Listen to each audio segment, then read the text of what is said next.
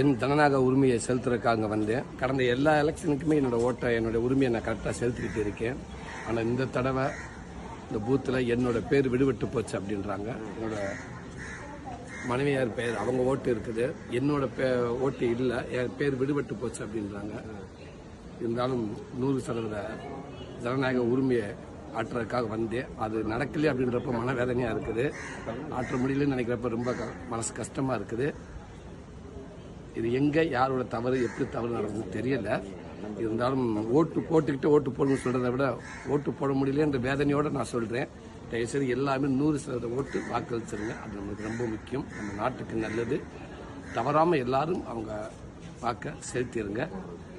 நான் அடுத்த எலெக்ஷனுக்கு கண்டிப்பாக என்னோட வாக்கை செலுத்த நம்புகிறேன். நன்றி.